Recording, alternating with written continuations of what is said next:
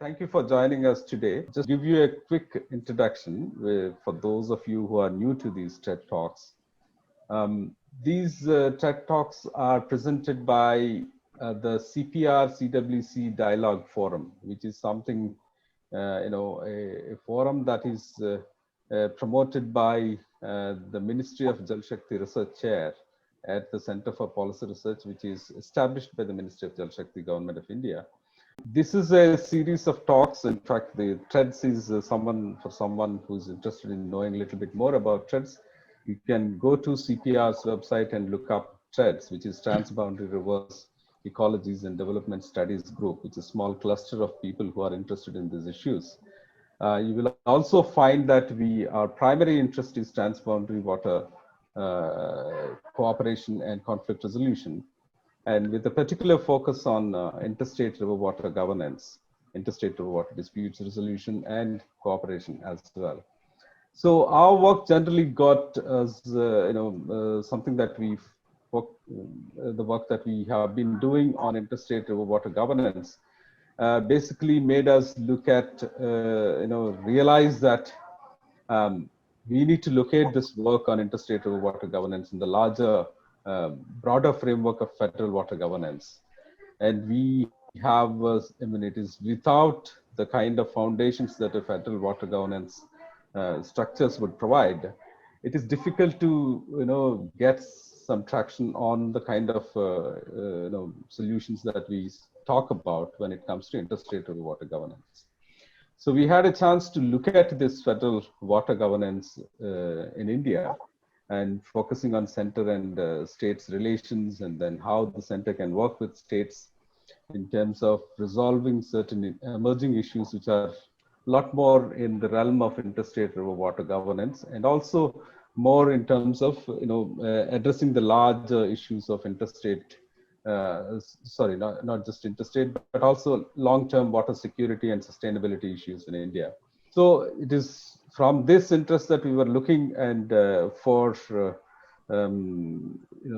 someone who can talk to this issue of federal governance with some level of familiarity and understanding. And we don't find many, because federal governance in general has attracted a lot of attention, and you see a lot of literature, but you don't find federal water governance dealt more comprehensively, except that very often the debates about federal water governance end up talking about interstate river water disputes, primarily on disputes resolution.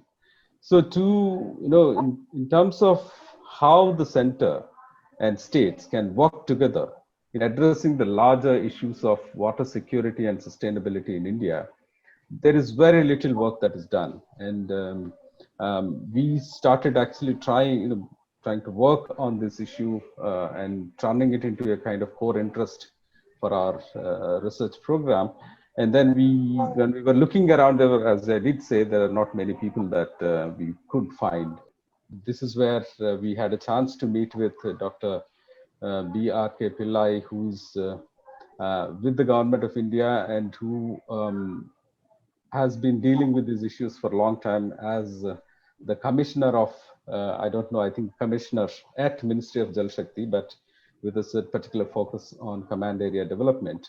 But he's someone who has had a chance who had the right position to look at these issues much more comprehensively than many of us, particularly because it is through, perhaps I might say, through his desk that this whole issue of federal water governance is, that is where the fulcrum is. So with his familiarity, I thought that it would be great to have him and come to and give us a talk. And he has kindly agreed. As I did mention, we had a chance to look at it a bit more comprehensively through a research project that we did with colleagues at CPR. And at that time, we had a chance to talk to him. And as I have to say that every time we had a chance, we spoke with him, it always had this kind of a humbling effect. And we know how much, we don't know. We get to know how much we don't know about this critical issue. And I'm really pleased, and it is such a pleasure to have Dr. Pillai to come and join us today. Just to give about introduction about him, he has more than 30 years of experience in the sector as the CWES cadre officer with the Central Water Commission. He is someone who has had multiple degrees with an interdisciplinary training, an MTech in structural engineering, I think, and then an MBA in finance, and then a PhD in management. So, that's a deadly combination to, analyze these issues and then share some of, I hope that, he has kindly agreed to share some of his insights with the advantage of that experience of dealing with these federal governance issues. Just to set, before I invite him to take over, just to set some ground rules. Some of you might be knowing, but usually what we do is that we give about 40 minutes for the speaker to share his thoughts or her thoughts. And after that, we open up for Q&A. And we request you, there are two spaces where you can actually bring in the Q&A, but I think we have always made it a practice to ask you to ask the attendees to put their Q&A in the Q&A space, questions in the Q&A space on Zoom. But the chat can continue to exchange information, share ideas, to add additional information to whatever the conversation that is happening. You feel free to continue to debate or chat in the chat box. But if you have some questions that you want the speaker to address, please put those questions in the Q&A space. And I would draw his attention after his talk is over. And we had set aside something like 30 to 40 minutes, a good time to address these questions. So please make sure that your questions go into Q&A space. And I'm also just wanted to quickly mention that we are very pleased to have some distinguished guests here in the attendees. I might request them to come in and share their thoughts after the talk. After that, we will address these questions. So that is how we are set to go today. With that, I request Dr. Pillai to take over and share his thoughts on the topic. Thank you, Dr. Pillai. Thank you, Dr. Srinivas. Good afternoon and very warm welcome to all participants. Am I audible, Dr. Srinivas? Yes, we can hear you clearly. So we can start the presentation. I'll share the screen. So the topic of my talk today is future pathways for federal governance of India's water resources. We will straightway come to the question why we need to have the new pathways. Okay, as we all know, I mean, right from the day one after freedom, you can say that we have not been like sitting idle. There has been a lot of efforts. I will say gigantic efforts have been put in by our country as far as water resource development and management is concerned. But all these efforts somewhere have not been able to meet the water demand because of continuous growth of population. So we have been somewhat a step behind always as far as the population growth is concerned. As most of you may know that in terms of dam building, in terms of large dams, we are third in the world after US and China. But if you probably add up all the other dams, then we may be number one. In terms of groundwater development, definitely we are number one in terms of the infrastructure which has been created. And there may not be any statistics for the number of check dams and farm ponds to draw a comparison, worldwide comparison, but I'm very sure that even in this respect, we may be number one. And the current efforts, which in terms of groundwater harvesting structures, etc., if you look again, I don't think the kind of efforts which we are putting into may be seen elsewhere in the world. Despite all this, our efforts have been somewhat, insufficient. The main reason I said is that population pressure is something which is bringing what we come to understand as water stress. But the reality is that apart from water stress, which we generally talk about, there is actually a stress on the land resources also. And that works, both ways. It number one affects the water supply sources also. In fact, our water supply sources are getting dented up. mainly because of the land pressure, which is equally high.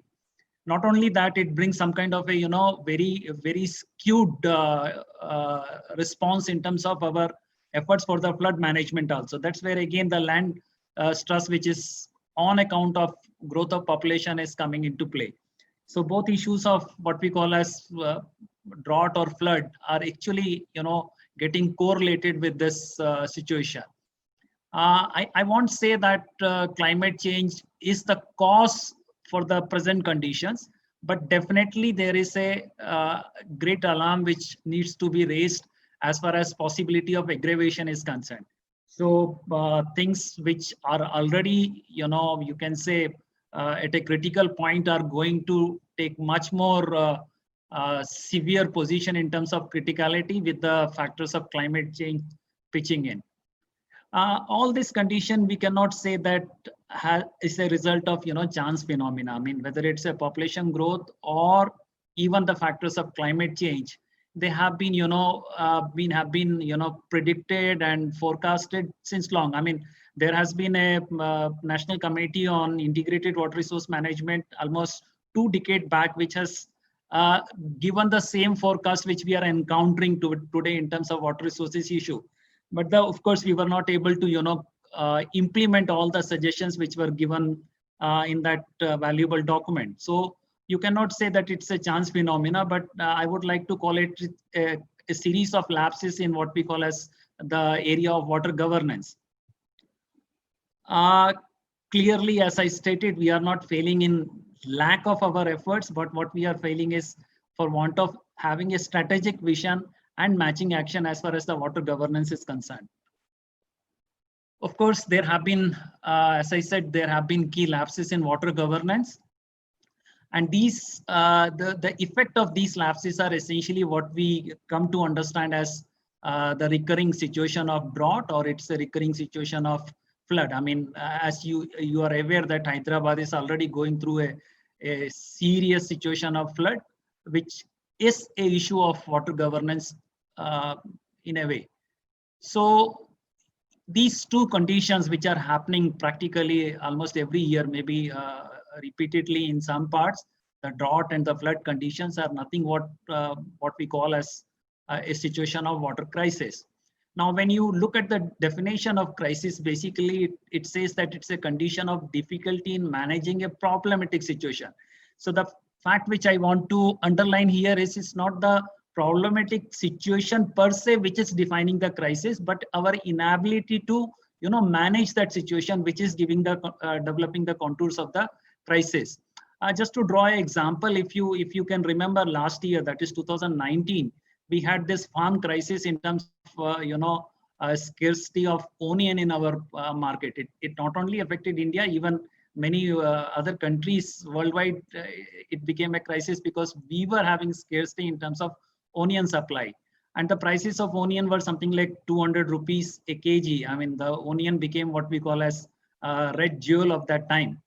And people went to the extent of safeguarding, putting extra measure to safeguard their onion stocks. But a year just before that, that is 2018, there was a situation when there was surplus of onion in the market, and the prices crashed to something like ₹2 a kg. And of course, farmers started throwing away their stock because they could not even meet the cost of transporting it to the mandis or the farms, the market areas. So you can see that though the situation reversed in just a span of 1 year, but both situation actually led to a condition of crisis, which I will say it's essentially related to what we call as our inability to manage a situation of deficit management or surplus management. And that is the case with water. What we call essentially the drought or flood is nothing but a situation of deficit management and surplus management. And any agro expert will tell you that you cannot manage these conditions as far as the farm is concerned without looking the two issues as an interwoven issue. And that same is the case with water. The conditions of deficit management or surplus management are essentially interwoven, and not only they are related to water, but they are equally related with issues of land.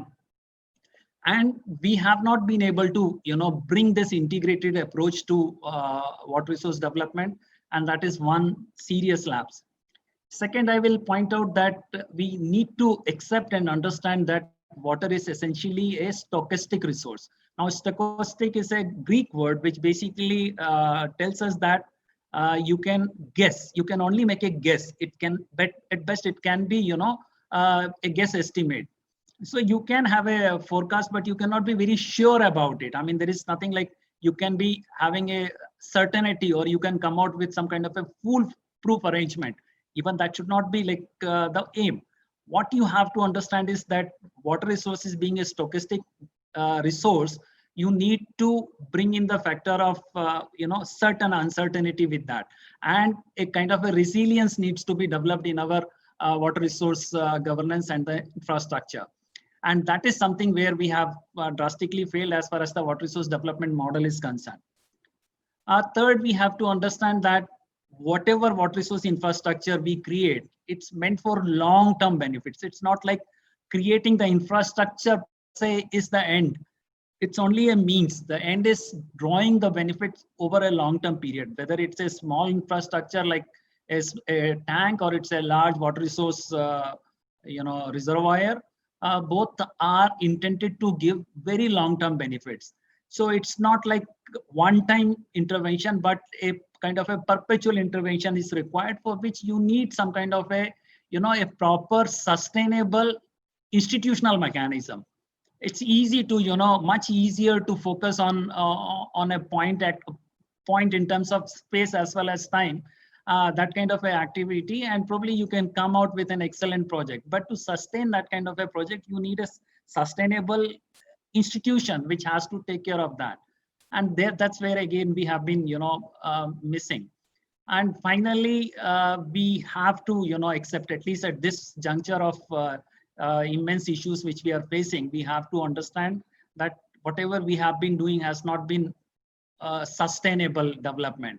Now, I want to make it clear here at this stage that what I mean by sustainable development is including the development. Some people try to give an example that you can have a sustainable without going through the process of development. No, that's not what I'm trying to mean here. And of course, I mean development inclusive of engineering.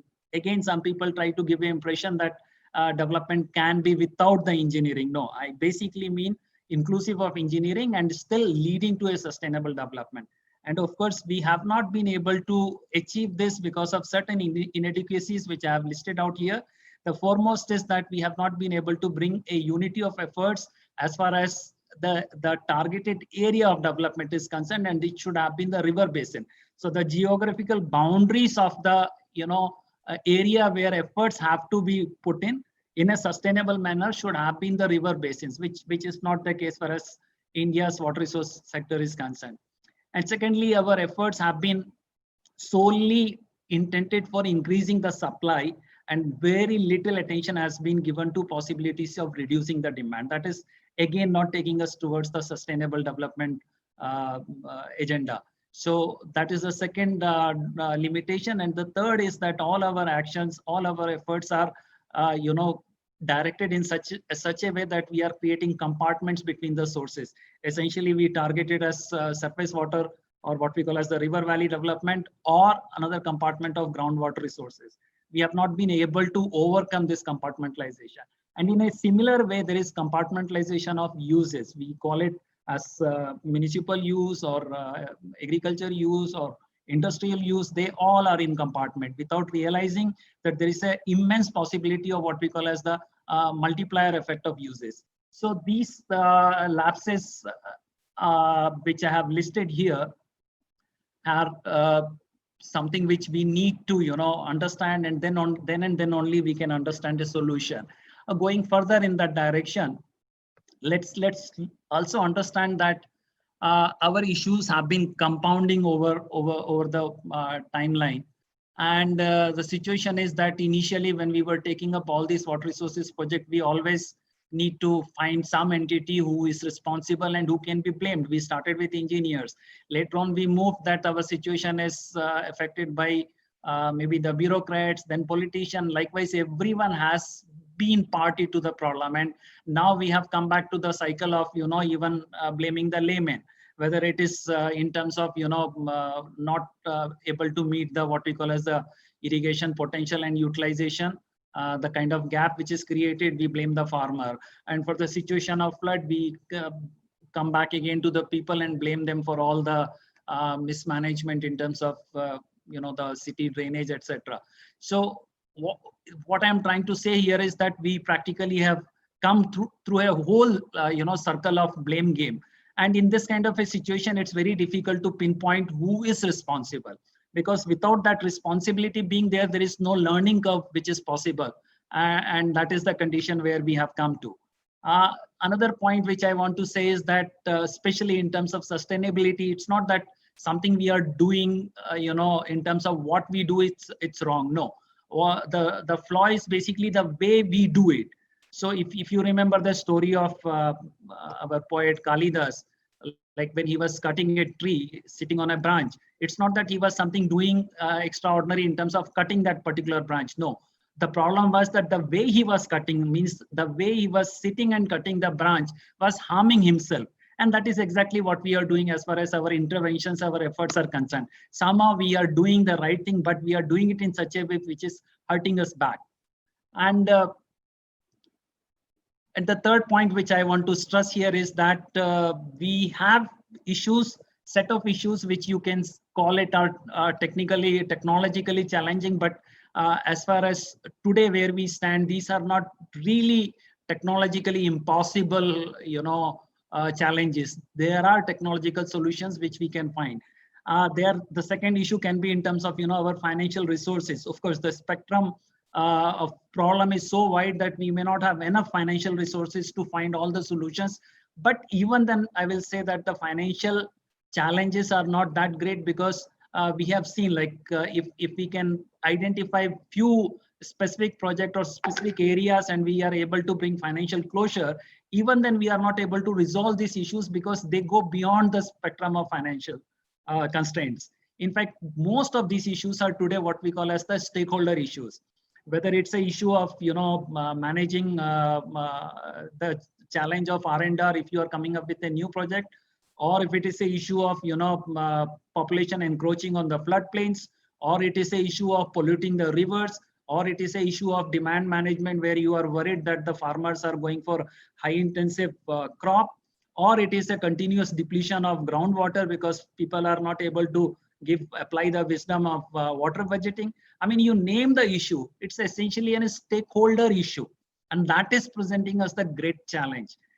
In this respect, I would also like to point out that it's not that the stakeholdership is developed vis-a-vis a scheme or a project. It's totally wrong to say that the stakeholder of a project. In fact, the stakeholdership or that kind of a relationship is vis-a-vis a institution, because stakeholder is reacting, and that reaction has to be understood by a organic entity, which essentially is an institute, not a inorganic entity like a project or some scheme. So it's the institution which has to understand this kind of a stakeholder response and only react or strategize to take care of this kind of a response. Then only it's possible to overcome this challenge. And we don't have that kind of a institutional mechanism where we are able to go ahead and do something. One more point we have to understand is that the stakeholder relationship vis-a-vis a water institute is something which can be created and influenced. I mean, that is what is doable. Not that we simply merely take this stakeholder reaction as a granted thing. We have to, influence that kind of a reaction. And we need to have institutional capacity to carry out that. And we don't have that. We have to also understand that, the whole water sector is actually an entangled big knot. And if you remember, almost 2,500 years back, Gautam Buddha has enlightened us by a simple example of a knot on a handkerchief, and he basically showed that you cannot untie the knot unless you know how the knot has come in the first place. And that is something which we have to understand. Our sector is knotted up, and we know there is an issue, but instead of no understanding, like depletion of groundwater or pollution of river bodies, or a situation like flood, what we are seeing in Hyderabad. they have just not happened. I mean, there is a reason which has led to that kind of a problem which is existing today. And without understanding that reason, we cannot untie the knot. But what we do is essentially in our entangled mess, we have got so many threads, and each thread has got two opposite or what we know as the polar opposite ends, something like dam versus no dam, or large dam versus small dam, or surface water versus groundwater. They all are like polar opposite end, and people are holding to these ends and pulling them apart. That kind of pulling the thread is not going to resolve or untie the knot. So this is again something which we need to keep in mind. And lastly, I want to say here that all kind of lapses which we see in our India's water resource governance, they are not something unusual. Any country which has come to a reasonable level probably would have gone through the same process of series of lapses. But what we really lack in terms of our effort is that we are not able to recognize our shortcomings. There is no mechanism, there is no framework under which we can recognize our shortcomings, learn from the indiscretions which are being made, and try to bring a course correction. Without that kind of a framework, whatever you keep on doing, I mean, as I told you already, that we have been continuously making efforts, but not leading to a result. So we need a kind of a framework under which we can go through a cyclic process of reform. Having said that, I want to point out that we need to have a nationwide structural reform so as to overcome this kind of condition which I have been trying to state here. A reform which I'm suggesting is actually intended to lead to a water governance by means of what I call as a stakeholder inclusive approach, which should be applied on the concept of strategic management. And such kind of management has to be applied by means of a system of decentralized institutions so that the whole thing becomes viable. It's like a bottom-up approach rather than a top-down approach. That is why we need to have a system of decentralized institutions. I'm going to take you through these structural reforms in the next few slides and try to bring some more clarification on this. So what exactly I mean by the structural reforms? First of all, the key objective of the structural reforms is basically a sustainable development management of water resources. Now, if most of you may be aware that when we talk about the engineering, the safety it's a kind of a given default. I mean, you don't say like you want to build up a bridge or a building. You may specify so many things, but you may not be need to specify the safety requirement because that is supposed to be a given default. Engineering will not be engineering unless the safety is inclusive in it. In the same way, water resource development today, I mean, we should be able to say that the sustainable development should be the very default objective of water resource development. There cannot be any compromise as far as the sustainable development part is concerned. So it becomes the key objective of our structural reforms. In terms of the key challenge, which is before the reform, is essentially what I have already stated, the stochastic nature of water resources. That means all these reforms will be directed in such a way that we bring in the element of resilience in the whole mechanism. So the key challenge of the stochastic nature of water resources is taken care of.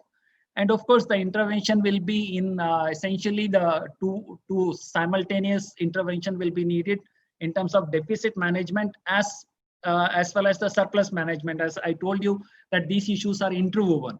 And of course, the deficit management will be composed of both supply side management intervention as well as demand side management intervention. So that is how we intend to bring out the reforms. The reform which I am proposing is essentially, consisting of 4 pillars. I will call them 4 pillars, which define the whole process of structural reforms. We intend to bring an improvement in the correctness of process by revamping the basic algorithm of the whole planning and implementation process. So there are algorithm which needs to be corrected. I'll be taking these things in little more detail in the subsequent slides. And the second pillar will be what we call as the creating area-based data system, which will focus on the quality of data input which comes into play as far as the reform process is concerned. And third intervention will be in terms of state institutional restructuring. When I'm pointing out state here, I don't mean really the state government institution. State is a kind of a domain. I mean, the domain where the institutional restructuring is to be done is at the state level. And institutions can be government or semi-government or even private entities. And that will bring a qualitative improvement, the whole implementation process of water resource development and management. And finally, we need to have a kind of a monitoring framework under which we can, understand the whole reform process and try to bring continuous improvement. And that will be done through a process of what I call as integrated river basin evaluation. In short, it's IRBE. So that integrated river basin evaluation will allow us the kind of framework so as to overcome all the challenges which I have described earlier. So when I talk about these 4 pillars of reforms, I want to also underline that these are being suggested within the existing constitutional framework, not that we have to, seek a kind of a very, very difficult requirement of trying to, bring change in the constitutional setup. It may look to, at least to some of you, it may look like I'm talking more a kind of a conceptual thing, because what I'm going to see is definitely not along the beaten track. It is something very different. And to some, it may also look like big academic of academic interest.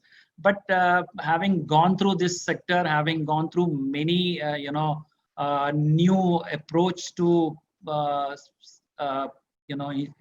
it's an institution-wide approach which we have brought in the last 2 or 3 decades. I can give you a kind of a confidence that these are all practical interventions, and they are going to be much easier than the solution which we try to seek in terms of bringing a constitutional, change. So coming to the first basic structural reform, that is revamping of the basic algorithm. An algorithm is essentially any process which involves a step-by-step method of solving a problem.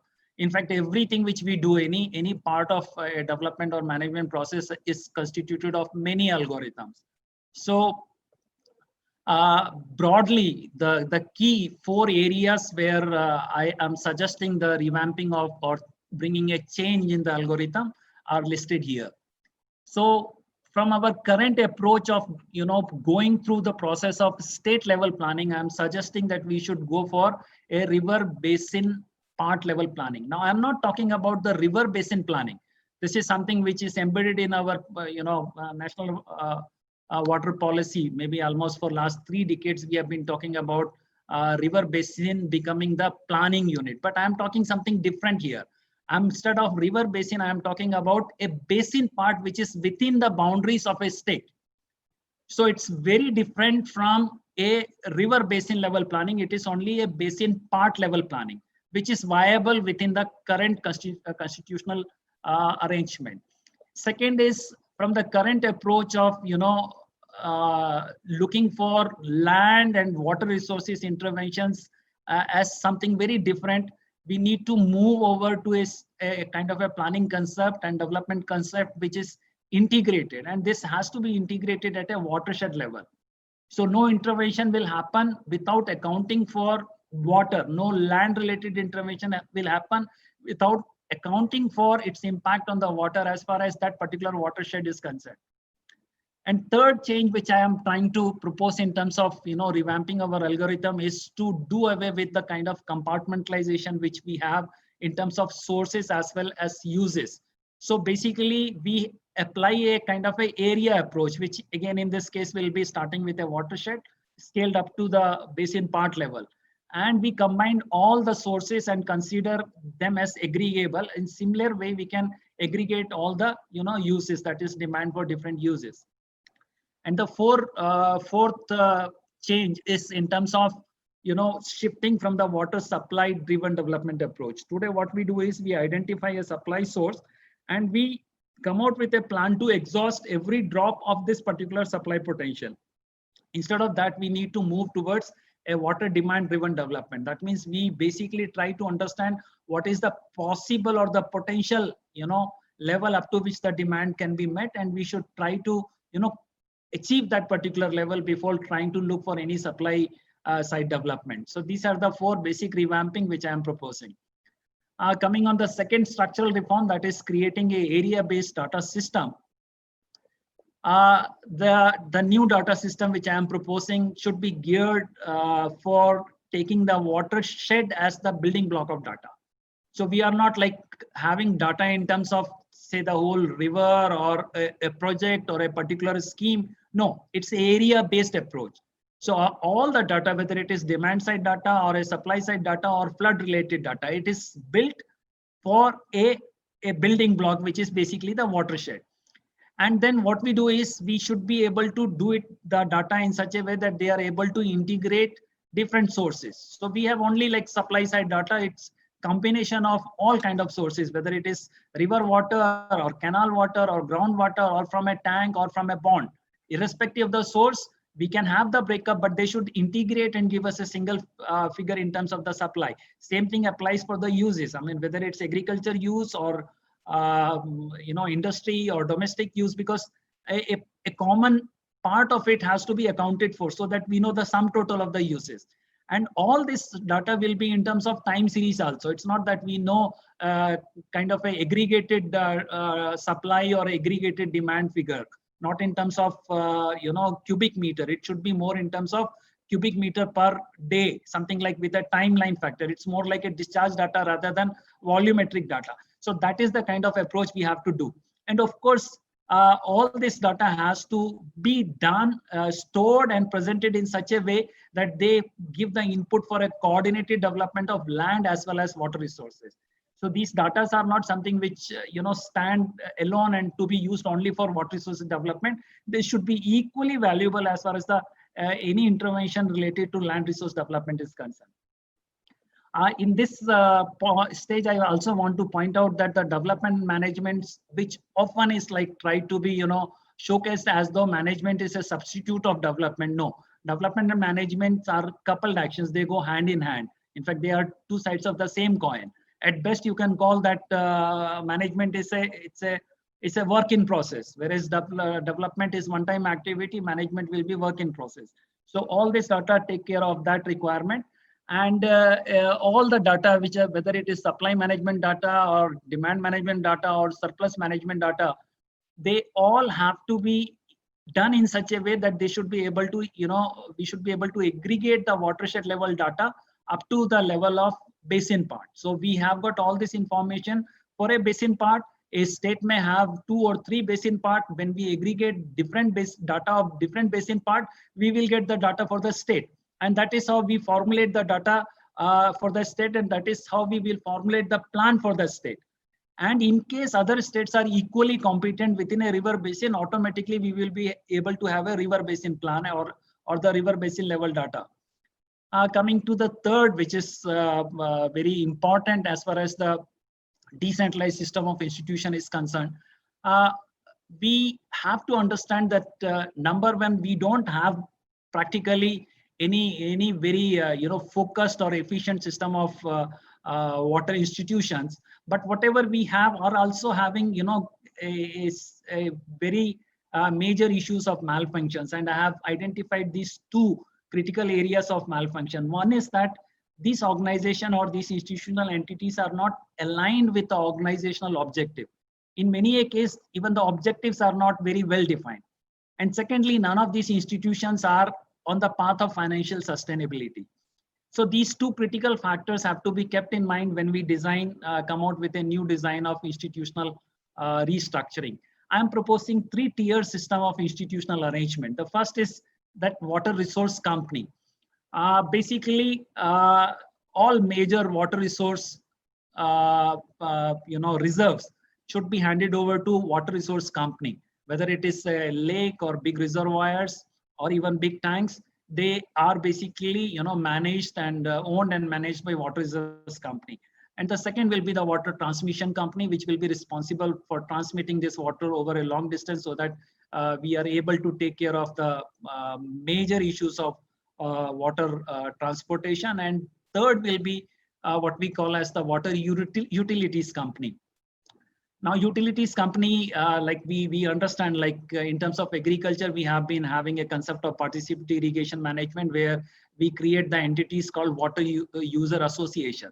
So water user association is nothing but a water utility company. Like we have started talking about farm producers company. In the same context, a water user association is already a company. I mean, most of them are registered under Societies Act, and they can easily, acquire the level of a company status. So they are water utilities company. In case of, municipalities, this can be any other entity which is reporting to a municipal administration. So that kind of companies actually become the water utilities companies.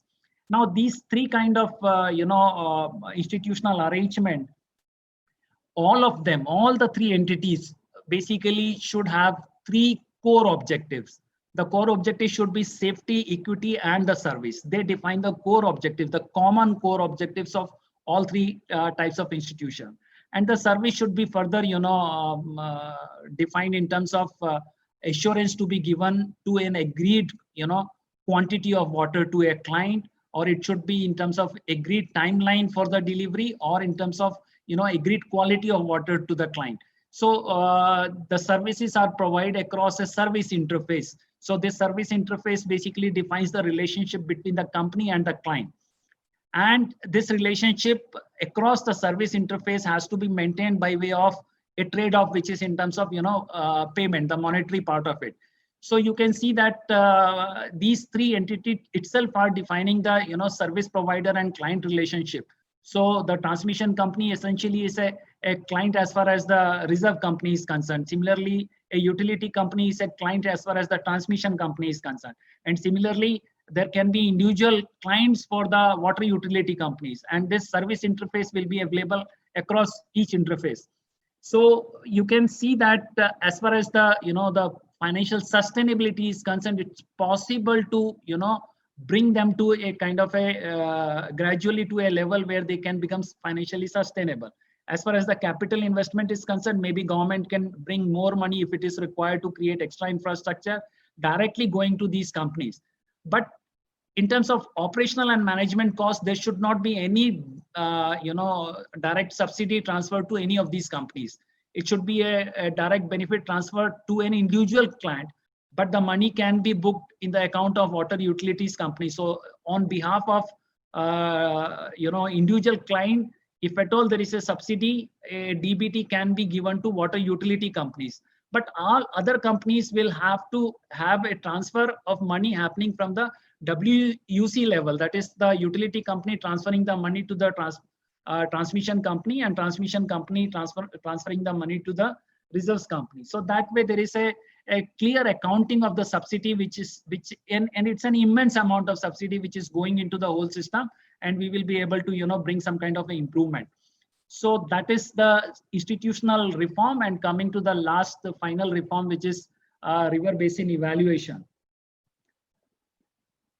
Okay, now as you can look at this diagram, you can see that a basin which is shown as a gray color cannot be encompassed within the geographical boundary of a state, which is shown in the green color. But there is an overlap between the basin and the state, and this overlap portion is defining the basin part, which is the focus for creation of our area-based data system. So we have ample data. We will be having data for this basin part. Now this data can be converted in terms of domain data. Like you may have a data, say, for the water quality or the drinking water requirement data. You may have it at say municipality level, but you need to have data even at a household level. That will be a subdomain data. Initially you may not have enough subdomain data, so you can always do some kind of a sampling and try to generate the subdomain data, whereas the domain data will be actual the real data. Over a long period we will be able to even have the real-time data as far as the subdomains are concerned. So we will have a system where all this data will be available for a basin part. Now using this huge amount of data, what we'll do is we will develop some kind of indices. Now these indices I am proposing in terms of 3 tiers or 3 levels of indices. In the first, or what we call as the primary level, we will have what we call as performance area indices.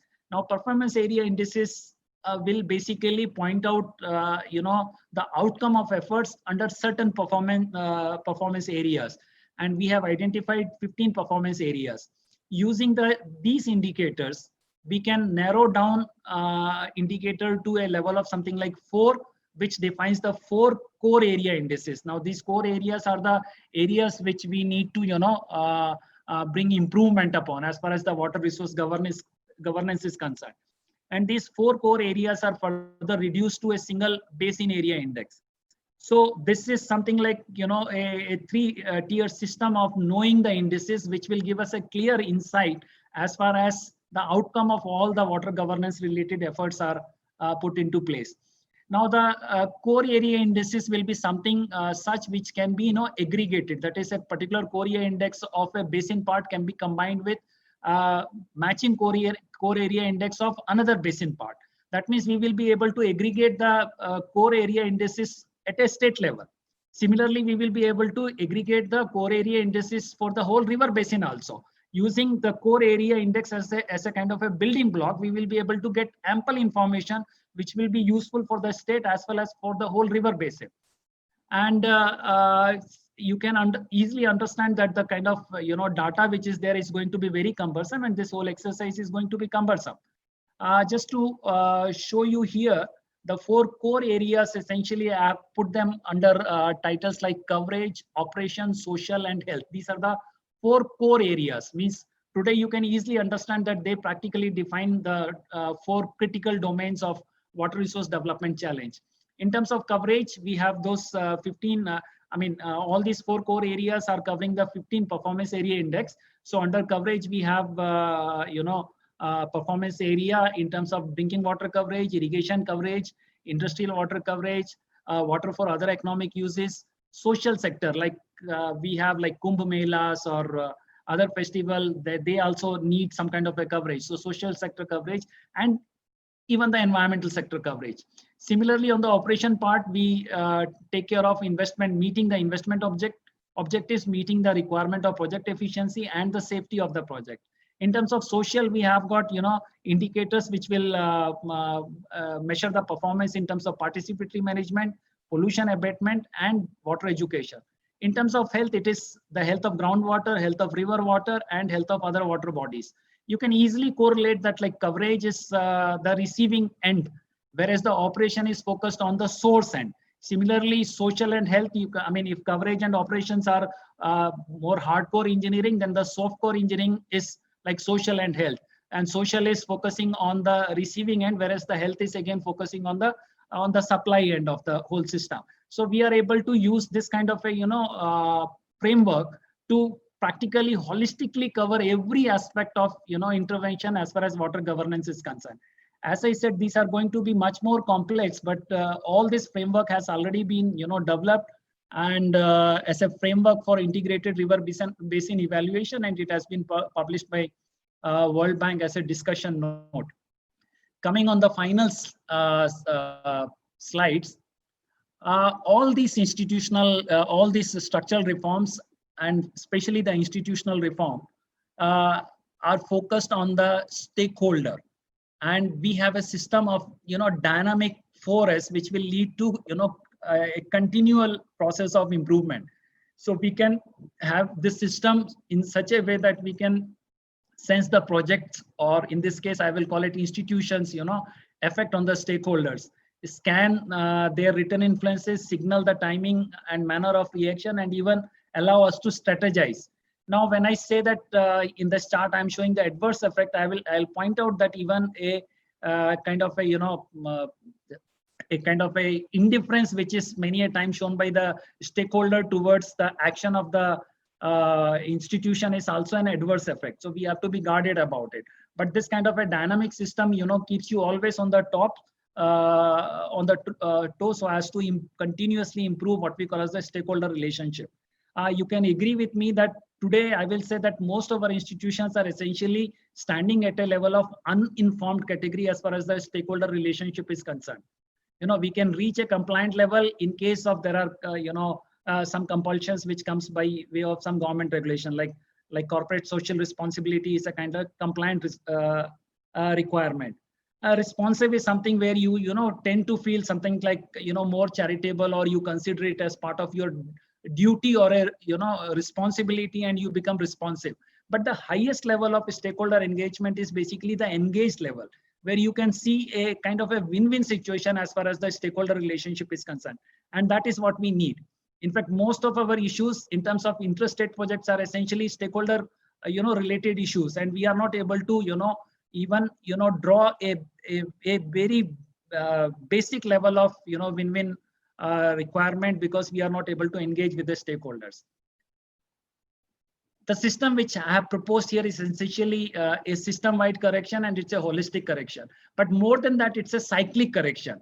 So we focus on the correctness of process, quality of inputs, functional competency, and monitoring of output, which is a cyclic process. And this cyclic process is going to tell us why we need to bring a correction, what is the area of correction, how to go about it, and also put a position on our map where this whole correction has led to, so that we can develop a new roadmap. So it's a kind of a cyclic correction process which we suggest here. And as I said, this is a nationwide reforms which I am suggesting, which basically covers the country, state, basin part, and comes down to the lowest level of watershed. But what is important to note is that we really are focusing at the state level as far as the zone of reforms is concerned. So if few of the states are not coming forward, it's not going to affect the performance of other state. The whole intervention is essentially focusing on a state area only. So it's possible that these reforms can take place without a need to bring some kind of a constitutional level reforms. As far as the center is concerned, what I am suggesting here is it will be more like a role which will be a catalytic role. It will be like a some kind of incentives can be given from the central government, but otherwise it's not like the central government is needing some kind of extra power to carry out these reforms. With these few words, I will say that I have exhausted the time given to me by Srinivas, Dr. Srinivas. So I thank you for your patience. Thank you. Over to you, Dr. Srinivas. Thank you, Ravi. Thank you for this very interesting presentation. I was, in fact, there are actually quite a few questions here in the Q&A box. You can actually review it, but quickly, I wanted to ask you, a bit extend your talk, hopefully. Can you reflect how much, share your thoughts about how much of this can be achieved, with the kind of experience that you are having in working with states as the Commissioner CAD. How much of this is feasible as it stands now? Because I think some of these challenges that are, that we have and the solutions that you suggest, I think more or less the questions in the Q&A box that I am monitoring, they kind of reflect that sentiment, because particularly with the background of the interstate, very intractable interstate water disputes, which is often the kind of attention that is given to when we talk about federal water governance. But the key point is that how much of your own propositions about a holistic approach to water resources management at a federal level is feasible, given your experience of working with states? First of all, tell you one thing, that none of these, interventions or the reforms which I am suggesting are something which are out of blue. The kind of the revamping of the algorithm which I have suggested is something more or less embedded in all our national water policies. All the 3 or 4 earlier versions of national water policies are basically, somewhere, stating these requirements. They have not happened mainly because there was no kind of an institutional matching, arrangement where these desire or this policy statement can come into shape. So if I am trying to bring the second reform of institutional reform is, combining with this algorithm requirement. The need of, having a watershed level data is important for, again, the objective of bringing a river basin level reform. But it is not viable because unless we, go for some kind of a more empowered arrangement as far as the center is concerned, because all river basins are spanned across multiple states.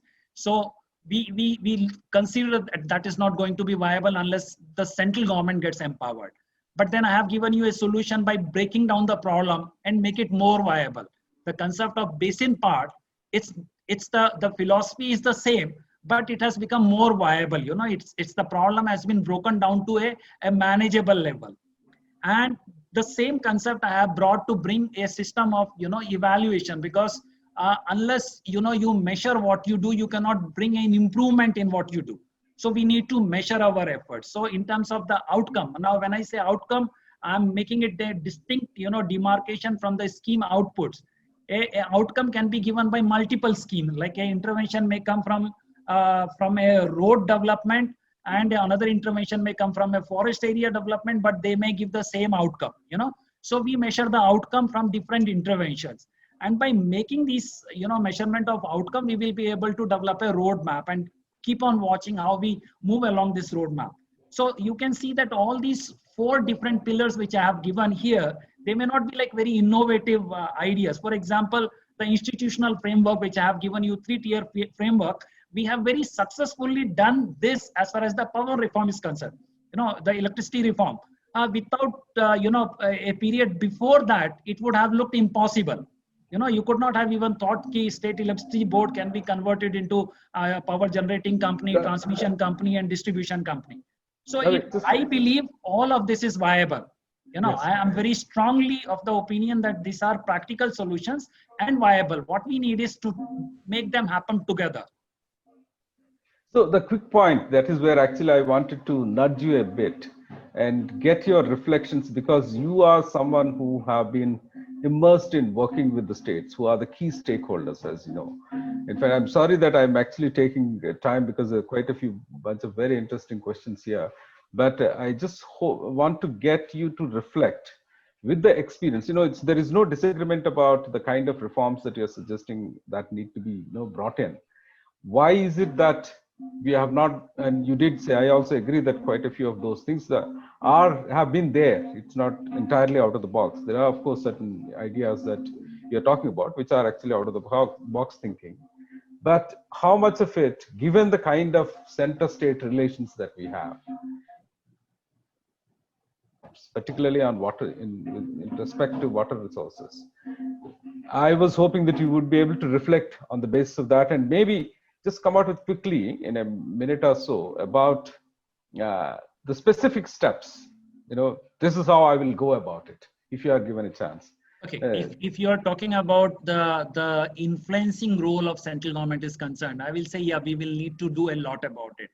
Like all our schemes should get, you know, tied down in terms of having a need for, you know, a evaluation framework, which has to be done, maybe with some kind of a, you know, technical support from the central government level, so that we can make it happen. It may take 2 or 3 years. As I told you, the whole framework is something which can be gradually built upon.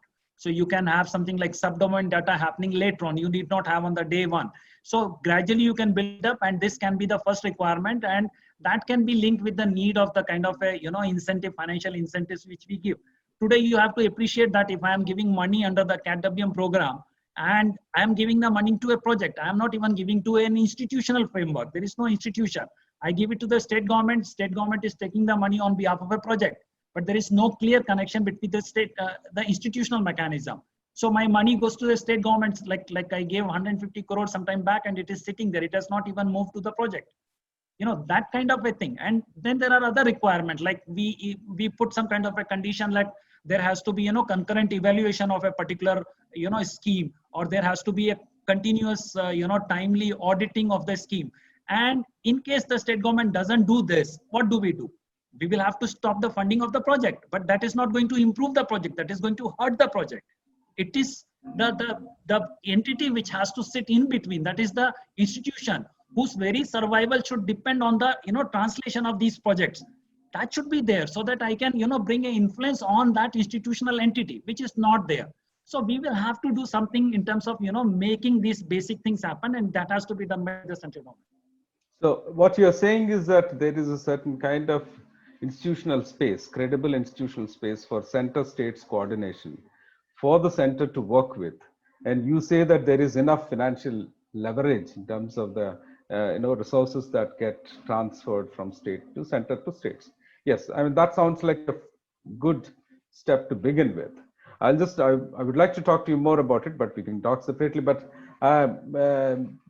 let's take the questions. I mean, you might also want to review. I just got a message from someone who has put in very interesting questions, which is Dinesh. He has to leave, so he left the group. He can't come in. You may want to look at the Q&A space and look at his questions. But otherwise, there are two questions here, which primarily talk about, something that we did say in the beginning itself. The moment we talk about federal governance, the first thing that instinctively hits your face is the intractable interstate river water disputes and the coordination challenges. That is related to how, this is the state of affairs with respect to interstate river water disputes resolution. How do we deal with these reforms? I mean, you can, of course, share your thoughts. Obviously, I'm sure you will go back to the kind of deliberative institutional space that we were talking about just now to influence states by the center using the kind of leverages that they have. Unless you want to add, there is a very interesting question from I don't know why he or she chose to put their name as anonymous attendee, but it's a good question. That's why I thought I would bring it to your attention, which is, can credible hydrological data be a leverage point between state and the center? A credible hydrological data, is it a leverage point? But do we have a credible hydrological data at the moment? Okay. Credible is comprehensive. Yeah. Okay. I'll put it like this this way. We have certain set of hydrological data. We don't have enough, the parameters or the enough sets of hydrological data.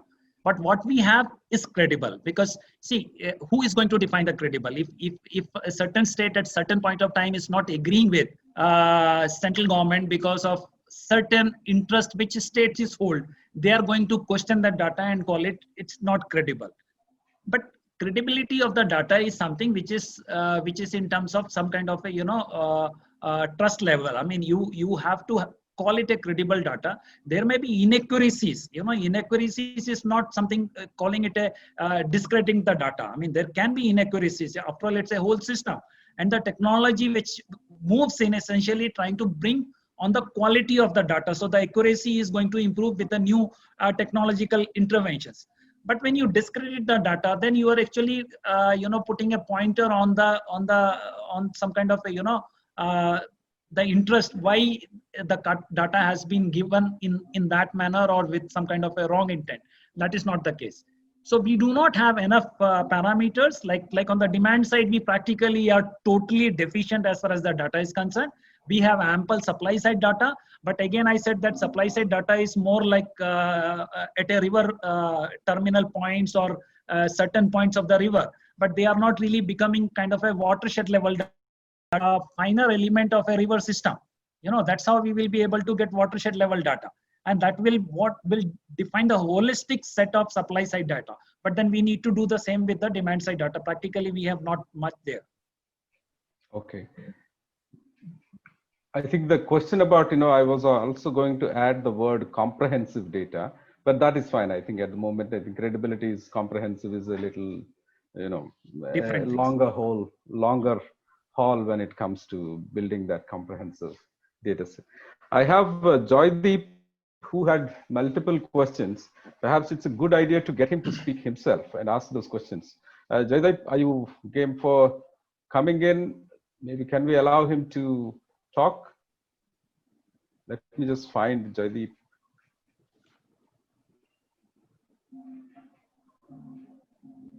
Oh.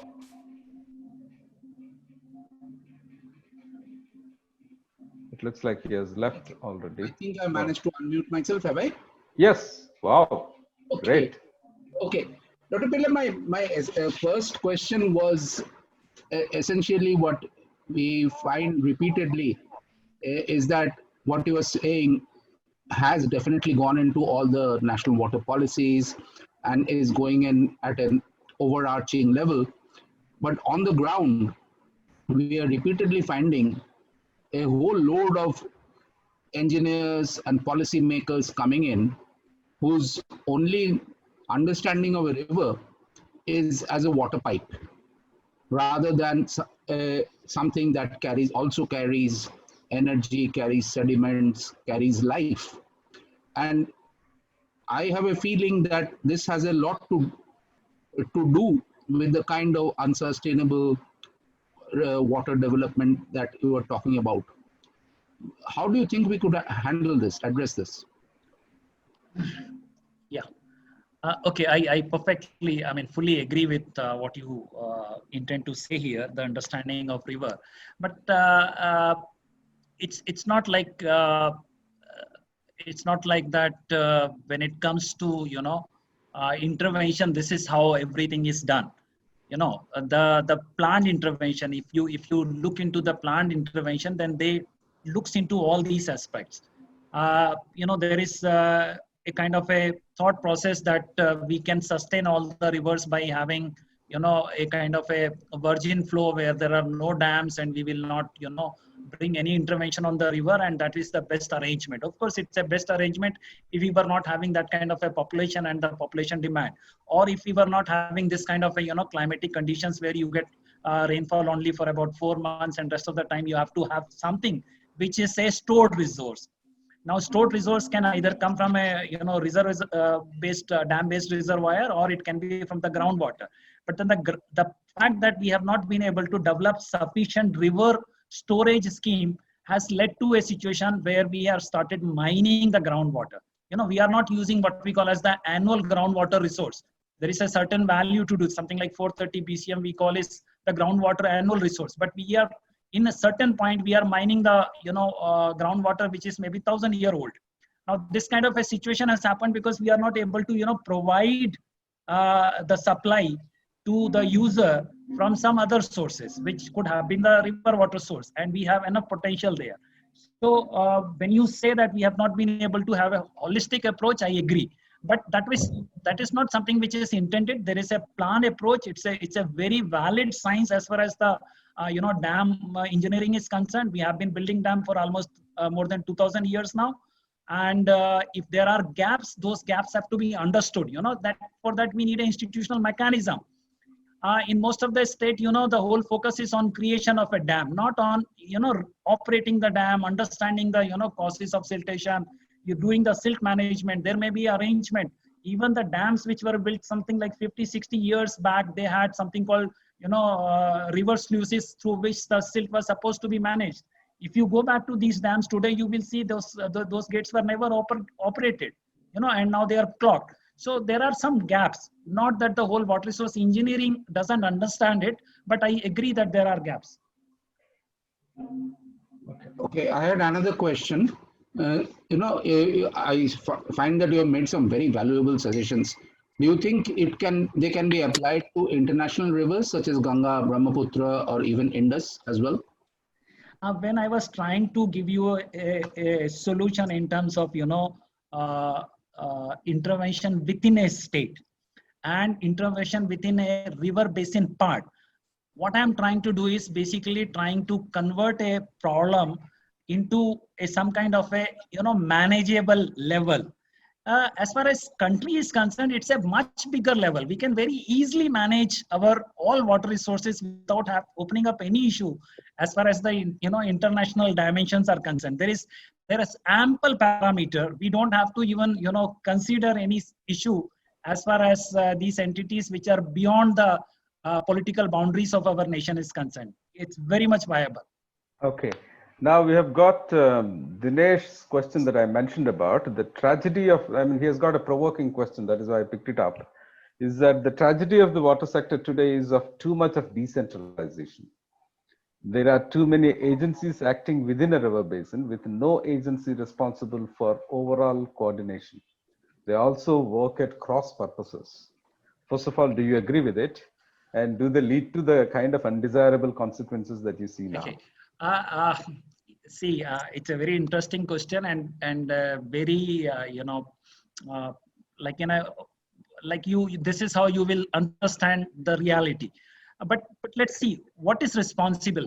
I mean, when you say responsible entities or institutions or organization, responsible basically it's a two-word, it's a joint word. Basically, response plus ability makes it responsibility. Now, these entities which you are basically are pointing out are showing response. Do they have the ability?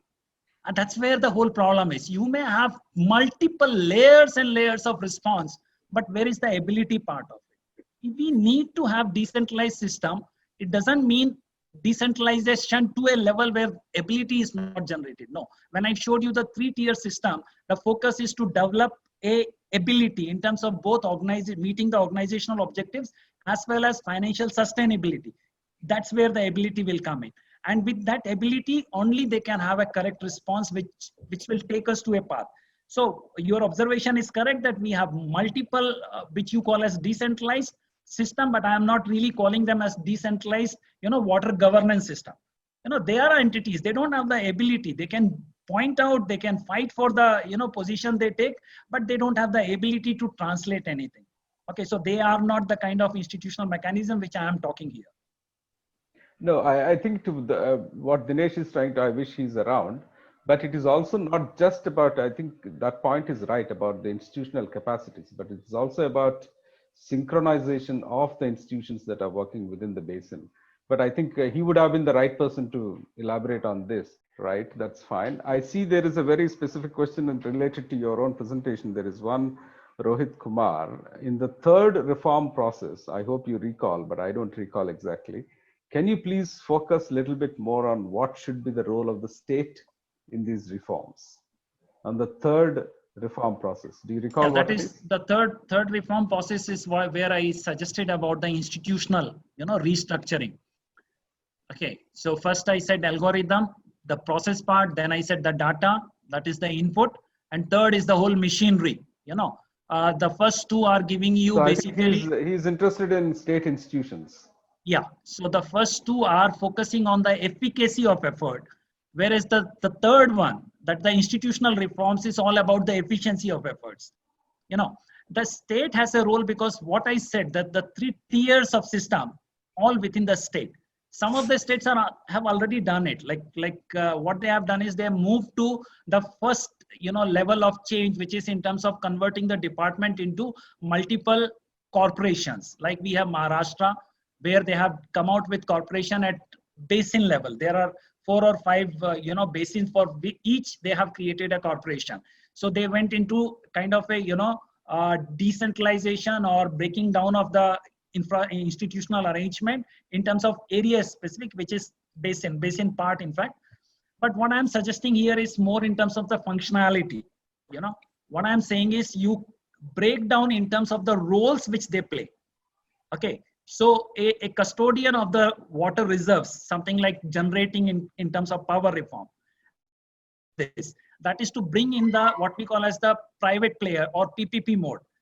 In the kind of reform which has happened, say in Maharashtra or in Karnataka, where they have got these kind of corporations and very well functioning corporation, they have been able to go through certain very credible reforms also. But the issue of the financial sustainability, the possibility of bringing private player doesn't fit in this reform. But what I have suggested is something where the private players can easily fit in. For example, the utility companies, as I told you, all the water user associations, which are nothing but a company form of, like farmer producer company form of entities, they are private entities essentially. Though it's more in a cooperative form, but Amul started as a cooperative, moved into a corporate sector. Basically, it's a corporate entity now. So why these cannot, move, join hands, take up a whole project also at some point of time? Whole transmission system can be taken up by them. They can integrate and move forward. And in the transmission, we can have private players. I mean, if it's a canal system which knows that he has to buy water from certain entity, sell to a certain entity, all the maintenance, all the need of managing, all the investment required can be brought in by the private player, because there is a clear translation of money, So with that kind of interface, it's possible to bring in what we call as the PPP mode of or something which is badly needed. Of course, I will definitely go against the idea of putting the water reserves company in a private domain. No, that has to be with the government. That's my perception. Okay, but it makes the whole arrangement makes it viable, and it can be done within the state setup. You don't really need to bring any kind of change as far as government is concerned or any constitutional reform is concerned. I hope that clarifies. That addresses not just that question, but also another question about privatization by Joya Roy. But there is another, in fact, I'm just looking at basically closing down the Q&A space. Any questions that have remained unanswered.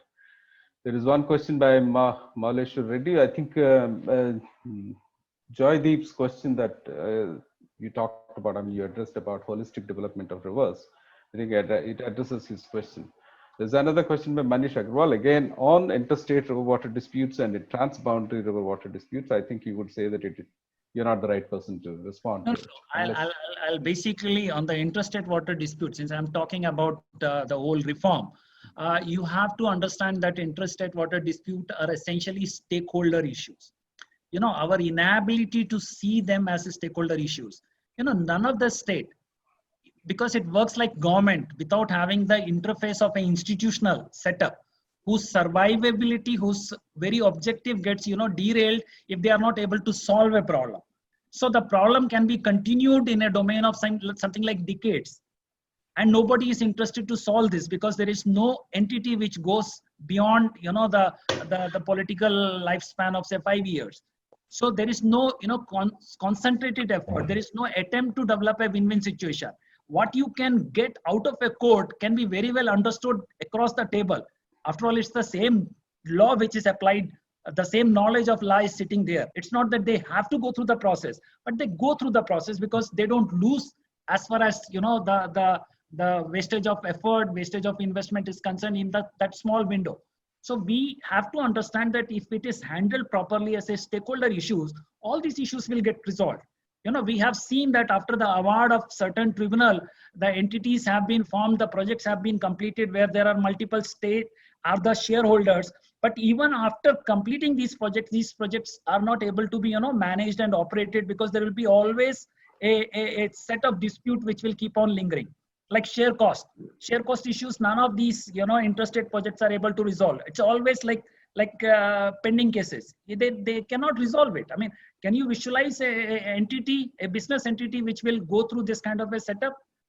We can change it if we have proper infrastructure, proper institutional infrastructure to manage with the stakeholder issues. Okay, so we have another question. I think what you are looking at is it's more a management. It is a management issue. It is a management issue and management framework of calling them as stakeholders.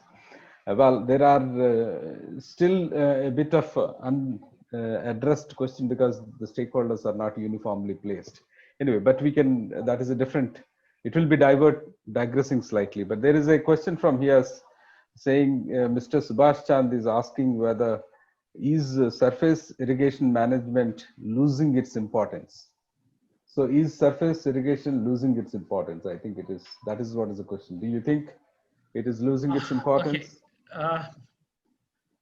Okay. Let's understand one thing, that we have what we call as the annual water resource availability, certain which is defined. We use a figure of something like 1,000. I'll use the round figures only.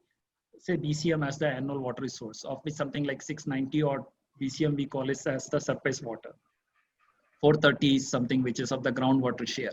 Now these are the something which are annual resource. Okay, as far as the surface water is concerned, you cannot exceed the boundaries of annual resource. I mean, if it's a tank is empty, it's empty. But when it comes to the groundwater, it operates on a different bandwidth. You can cross the band of this year's annual reserve and encroach on the previous year. You can go further down and you can start tapping water which was coming across a larger bandwidth, maybe covering 100 or 1,000 years of time span. So that is what we do. And then we think that we are doing more management in terms of groundwater resource. No, what we are doing is we are doing a mismanagement as far as the groundwater is concerned. It's not management. So surface water, when you say it's diminishing, it's because we have the certain capacity of surface water resource. A potential is available. Maybe out of 690, we would have developed something like 450 odd BCM. Our capacity to use an annual resource of surface water is now maybe about 450 BCM, whereas 690 is possible. Unless we move, bring in more investment, go through, more possibilities of exploring and tapping this resource, we are touching a bar. So in that terms, you can say, but that doesn't show that its importance is going down. Then there is another issue, the way we, present the whole paradigm. We have a tendency to, use data in a certain way, which gives a impression as though the role for complete development is groundwater driven rather than, canal water driven. We basically, like, you can come across a statistic like Punjab, 87% of the irrigation is done by the groundwater. But you have to understand, how is it possible? Every inch of Punjab or even Haryana for that matter is part of some command, some canal command. There is no uncommand area in this state where we had very early done, marvelous intervention from the Bhakra dam system. And all this water is going. Where is it going? It's going. I mean, if you really feel that it's only 13% the share of Punjab is from the canal water, there should not be hue and cry in sharing some more water to Haryana. No, they know. The reality is it's the other way around. Only thing, when you supply water, say for one crop, and they excessively use the water and the water goes to the ground, and in the next cycle when they need water, there is somehow it doesn't come through the canal, they pump out the same water from the system. And that is why I said compartmentalization of water is a dangerous thing. It is the same water which is feeding. Same is the case for Maharashtra. It's not even alluvial soil. I mean, Maharashtra, all these 1900 odd dams are actually contributing more for the groundwater also, whichever level it happens. I've gone and seen the cases where there are practical examples. You can even directly link which water is coming from which reservoir. And there are cases where if the water in a reservoir is depleted, the groundwater depletes the next day. They are all interlinked. And still in statistics, we give a kind of a different perspective. So I will not say that the importance or the role of surface water is diminishing. If it has come to a certain level, we need to really move further and bring it up. Right. In fact, I have got Yup to join us as panelist to ask the next question, because he sent a message, but I think he has to leave, so he's left now. But we are also sort of closing in to our time. It's actually 5 o'clock closing in, and I really was hoping that you would bring in some empirical sense of how the center and states are working with respect to, for example, command area development. What has been the experience? But perhaps that could be another talk itself in terms of talking through the data about the real, the real ground. How is it working at the moment in terms of how the CAD related? Okay. If you give me 2-3 minutes sure. On the command area development, we have to understand the command area development was something which was expected from the farmers and on their own. It was an intervention which was meant to be done by the farmers through their own collective efforts. You're what talking we call about under PMKSY. Yeah, but the CADWM started way back, something like in late 70s. The program came into picture, and this program happened below what we call as the government controlled last outlet. Last canal outlet as far as the government system is concerned. So from the last control point of government, the farmers are supposed to take the water and take it to their respective fields. So something like initially we used to have 100-150 hectares of command. We used to call the word as chak. Locally they call it chak. So under one outlet, the last outlet, there is a chak of something like 100-150 hectares. And the water, which is the case in most of our old irrigation system, like in Punjab.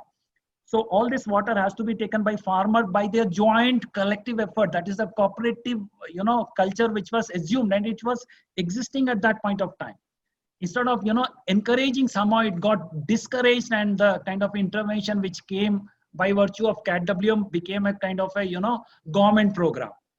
The clear distinction between CATWM and other intervention is that we don't procure the land. Every asset which is built under the CATWM program is essentially on the land of the farmers. So it is not even a government asset. In fact, I have been saying it repeatedly, the idea of even, paying for the operation and maintenance of these assets is somewhere, misfit, because these assets are not government assets. They are not even owned by government. But then the state governments went through the same process of, creating this system, what we call as the field channel, then giving the money for maintaining this.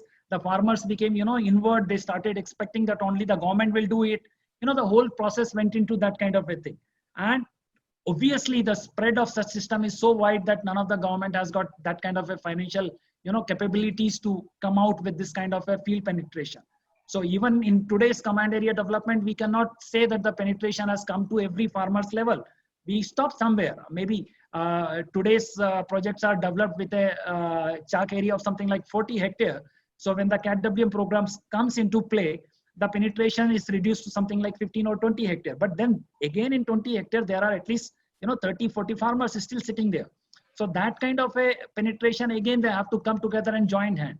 Realizing this, we have come to a kind of a sea change in the CATWM intervention, that is bringing full focus on the participatory irrigation management. The concept which was originally supposed to be there.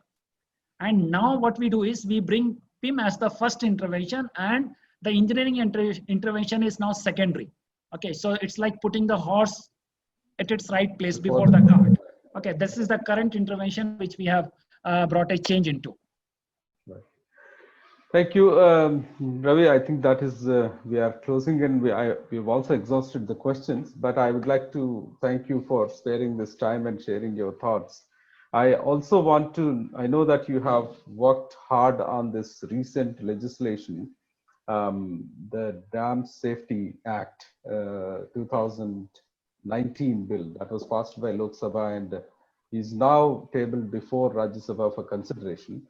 I would have liked Joop, who left us now, but to bring that subject and sort of add some details, because I'm very keen that we have a conversation with people like you who were instrumental in bringing that legislation, and those people who are already engaged in this dam safety as a risk management activity at subnational level. I hope that I'll be able to get you at the time as well for a panel discussion on Dam Safety Bill 2020.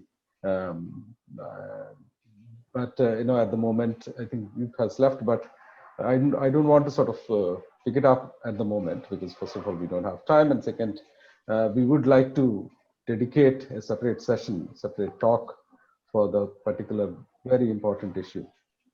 With that, I would like to thank you, and I also want to thank everyone who has joined, whose numbers are slowly coming down. But please do send us your feedback to us at teds@cprindia.org. You can basically look it up and then find that email ID and send us your feedback about these talks, as well as the kind of interest that you might want to bring in. Then we'll make an effort to sort of get people like Ravi who can come and share with us these views. Thank you so much, Ravi, again. Okay, thank you, Srinivas. Thank you, everybody. Thank you so much.